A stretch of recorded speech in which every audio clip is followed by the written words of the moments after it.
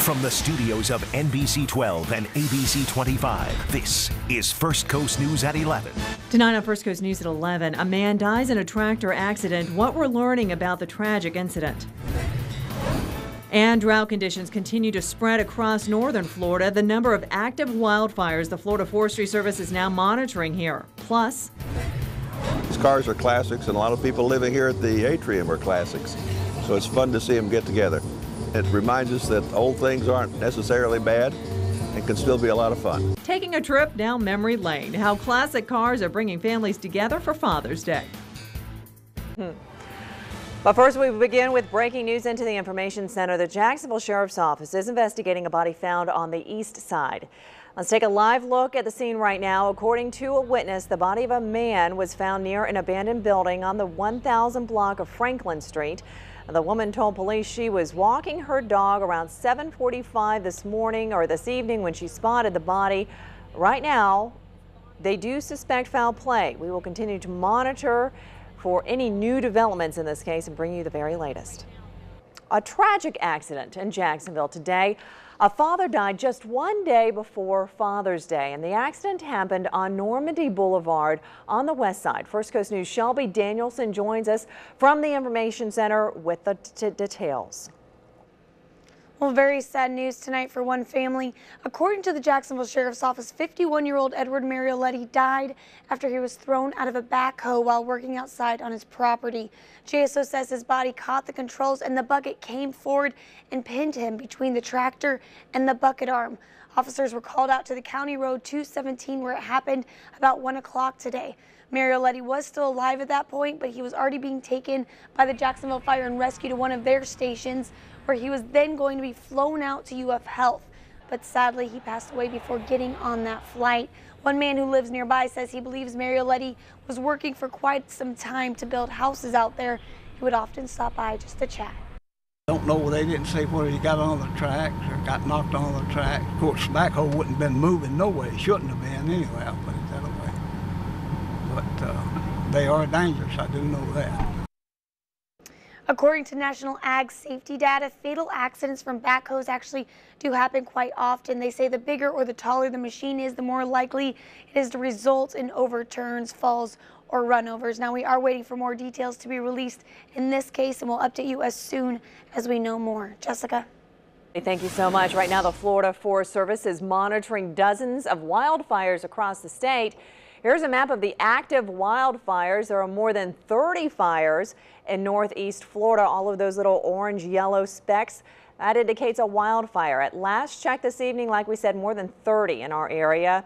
And the conditions getting worse because of the drought. Meteorologist Mike Prangley is watching these dry conditions. And also, Mike, it was just plain hot today. It has been hot for a while. And these temperatures I'm about to show you are shade temperatures. So okay. You said you saw on your phone 102? That's what I saw. It's pretty close. Okay. Here's why. Let's take a look. We had a high officially in Orange Park, 102 degrees. We should be at 90. Okay, so this is unusual heat. Usually our hottest days of the year are not until late July, early August, but we got every bit of that and then some. 97 Jackson International, Brunswick. I usually say beautiful in Brunswick. I love Brunswick. Well, broiling in Brunswick. St. Augustine, one of my favorite places. Yes, 96 degrees. Now, we take a look at the fire danger Jessica was talking about. We showed you all those fires, and it's going to remain high, and not just high, very high through Sunday because of the drought. In fact, it encompasses much of the area now. Duval, St. John's, Clay, Nassau, and much of southeast Georgia. And it doesn't like it's going to go anywhere anytime soon, okay? Let's take a look at why. Well, once again, the showers and storms were hit or miss today. In fact, most of the storms were down into central Florida where they had some hail reports down there and some heavy rain. The difference maker, this big high pressure wrapping in dry air over the first coast. I'll let you know if that'll continue for your big Father's Day forecast coming right up. All right, Mike, thank you. Around 300 people said their final goodbyes today during the funeral service for a woman killed in a really bad crash this week. 22-year-old Chelsea Johnson was killed in a head-on collision on State Road 21 in Clay County Tuesday. Johnson, along with 4 other adults, were killed and 2 children were hurt. The funeral, which was originally planned to be held inside of a church, was moved to St. John's River State College because so many people planned to come. Johnson was driving back from her husband's graduation at the time of the crash. I just want to give the family member support because she was a sweet little girl, gone at an early age. She had a prime time of her life, and she wanted to enjoy her husband's graduation and have a great life, but it came short. Johnson was a licensed practical nurse at UF Health in Gainesville. While one family is burying their loved one today, the other family involved in the fatal crash is at the hospital with the children who were involved. The two children are the only survivors from Tuesday's crash. First Coast News' Laura Queso reports. Of course, this is devastating any way you look at it. The day after the crash, I spoke with the husband of Chelsea Johnson. His name is Ray, and he told me of stories and memories he shared with his beautiful wife. He told me he's healing through prayer and his family's support. It's just not fair. I don't understand why it happened, but I know everything happens for a reason. But that's pretty much what I'd want everybody to know is she just loved everybody. I've also talked with the family of Danny Eden. He's the father who was driving the car that hit Chelsea head on. Danny and everyone in his car died except two children. Danny's mother is in Jacksonville going back and forth to and from Wolfson Children's Hospital tending to her grandchildren. She tells me her 4-year-old grandson is still in a coma. The hospital tells us he's in critical but stable condition. Meanwhile, her 2-year-old granddaughter got out of reconstructive leg surgery Saturday morning and is in good condition. And the family of those children tell me they are so sorry for what happened, and of course, they'll be keeping Chelsea Johnson and her family in their prayers. Laura Queso, First Coast News, NBC 12, ABC 25. All right, Laura, thank you. 2 people are recovering tonight after a shooting this evening on the north side. According to JSO, the first victim was found shot in the 5600 block of Eartha Drive just around 5:25 p.m. The victim told police he was shot in the backside by an unknown suspect. The man was then taken to UF Health, where another victim arrived with a gunshot wound. And the second person told police they were also shot in the same area. Right now, police do not have a description of the suspects. 2 burglary suspects have been arrested for allegedly hitting a Brunswick police officer with a car while they were trying to leave the scene. Police say they received a tip about a home burglary taking place, and when the officer arrived, police say the 2 suspects, Lamar Gould and Charles Ellison, got into the car and struck the officer in the leg. The 2 men were later arrested. The officer was transported to a nearby hospital. He was then later released. The suspects are now facing several charges, including aggravated assault against a police officer. Retired Major League Baseball player turned minister Darryl Strawberry is on the First Coast this weekend. Strawberry was a guest speaker at Christ Church in Mandarin this morning. Strawberry led the New York Mets to the 1986 World Series championship and 3 more times with the New York Yankees. The former athlete has had a long battle with addiction, and he now travels the world as a guest speaker. He is expected to be back at Christ Church tomorrow morning. Well, it is Father's Day weekend, and this afternoon a group of fathers took a step back in time. They reminisced about the good old days by enjoying some classic cars at Brookdale Atrium Way Nursing and Rehab Facility. First Coast News' Lindsay Boach takes us back in time for the annual Classic Car Show. I come here every day and make sure my parents are in good shape and on my way to work. Greg Briggs' mom and his dad Bill live at Brookdale Atrium Way, and on his trip Saturday, he brought his 57 210 wagon, Chevrolet. It's a wonderful thing. We've been here a year now, and it's good to have him here with us. And it's always good to have family together. More than a dozen people brought their old cars and trucks, taking the residents here on a walk down memory lane. These cars are classics, and a lot of people living here at the Atrium are classics. So it's fun to see them get together.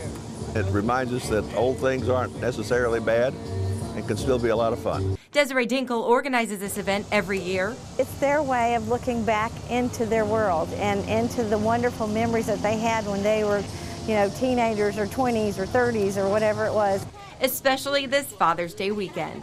In Arlington, Lindsay Boach, First Coast News, NBC 12, ABC 25. Well, a fascinating reenactment took place today. It was the Battle of Bloody Mosay from the year 1740 at Fort Mosay Park in St. Augustine.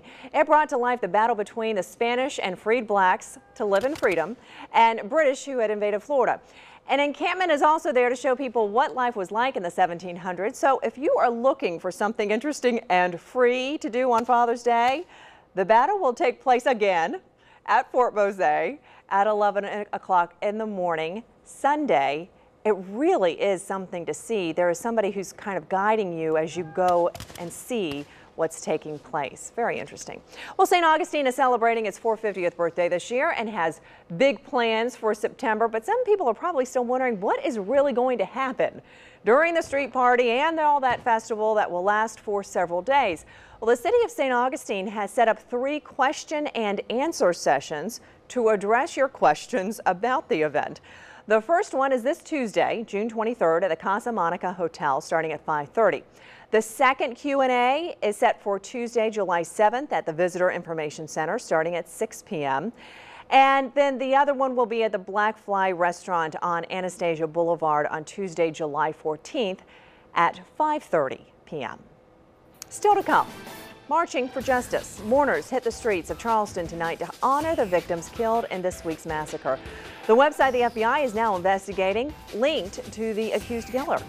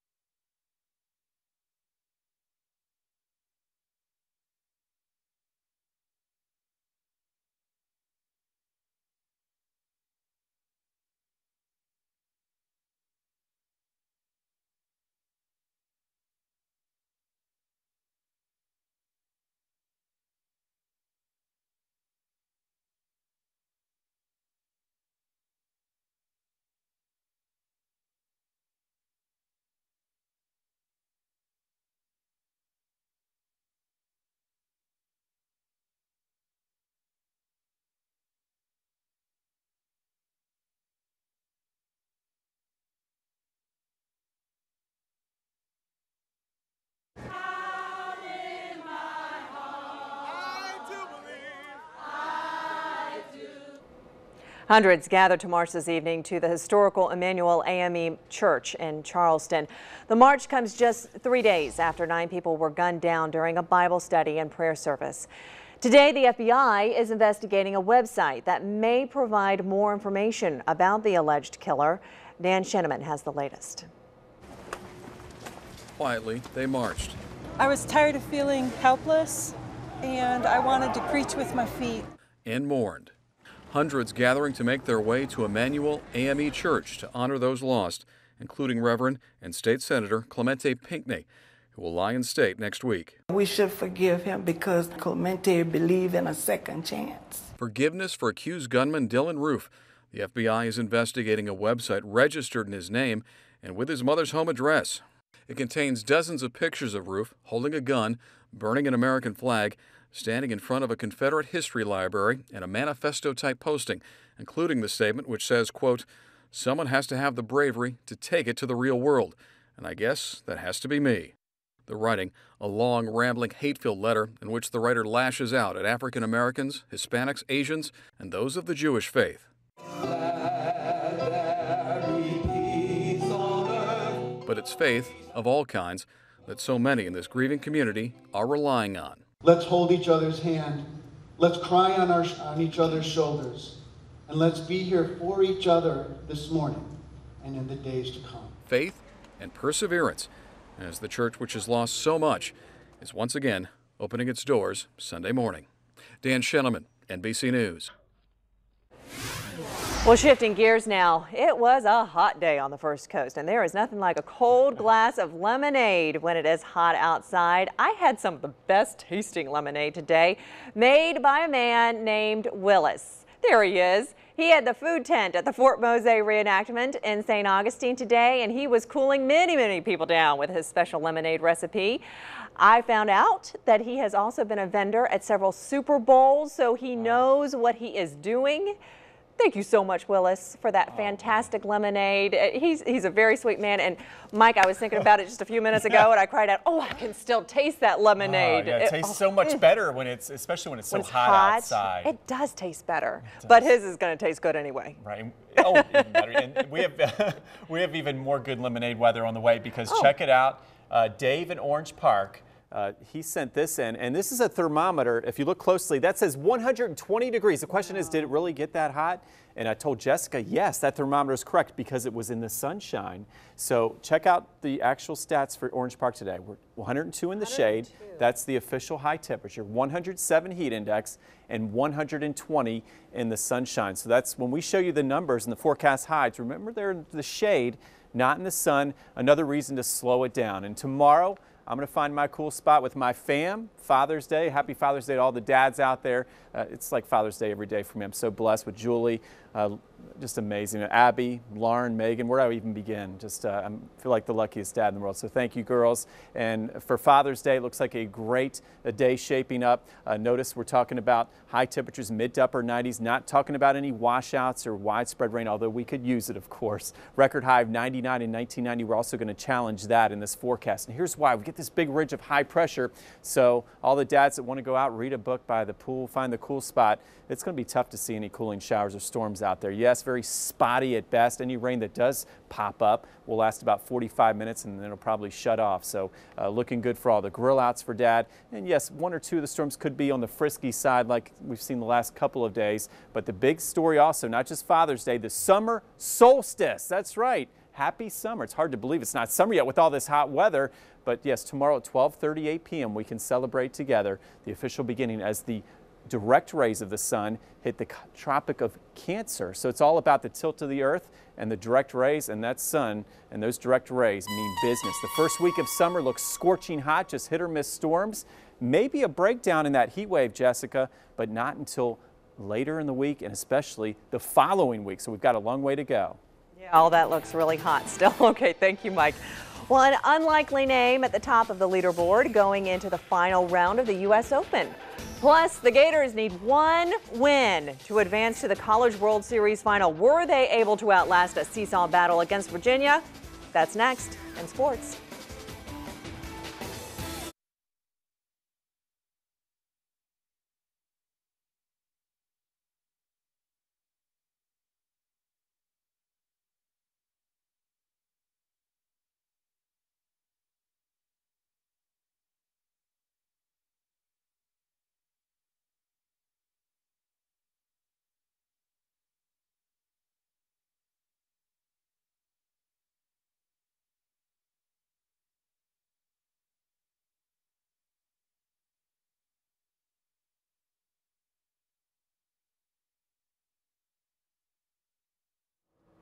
Yeah.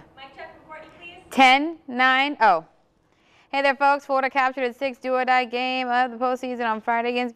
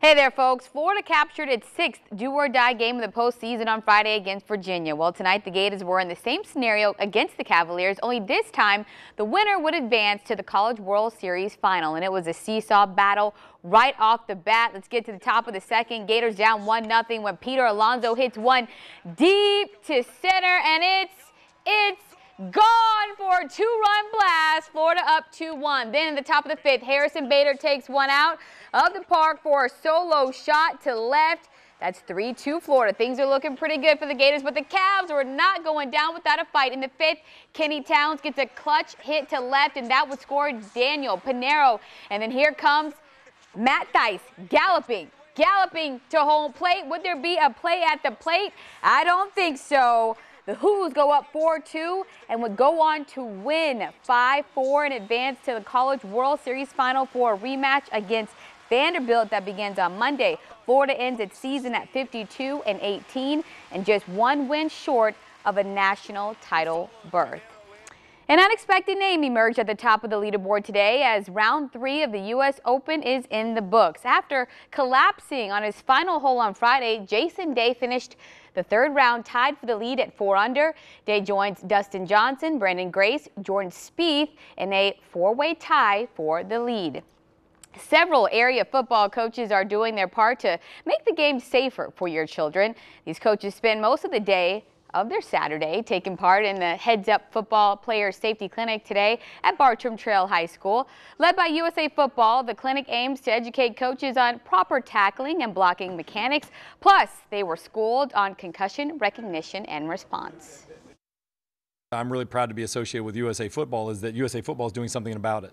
There are more concussions every year from biking accidents than there are from football. But USA Football is doing something to try and educate coaches, educate parents and players on the proper techniques that are really trying to make it a better and a safer game. From St. Johns County to downtown Jacksonville, where several local athletes participated in a football clinic hosted by Florida International University head coach Ron Turner today. Sandalwood quarterback Eli Peters, along with other local high school stars, look to improve their fundamental skills while also hoping to impress the FIU coaching staff on the practice fields of Everbank Field.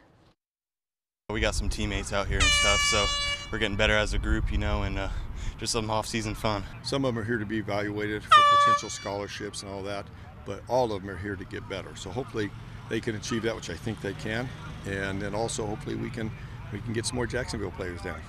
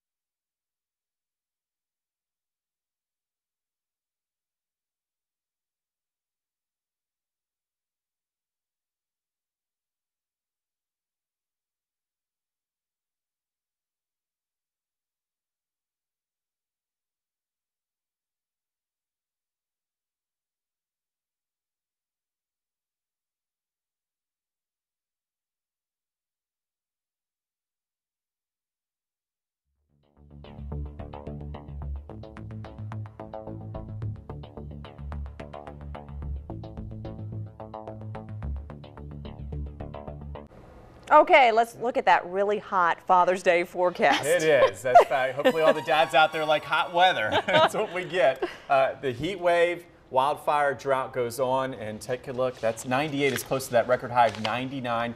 Maybe an isolated pop. If you see rain tomorrow, you'll be one of the lucky ones, and it will last less than 30 minutes. As we head through late next weekend, maybe a change in the pattern, but we got to be patient. We got to be patient and deal with all that heat. All right, have a good night. Bye-bye.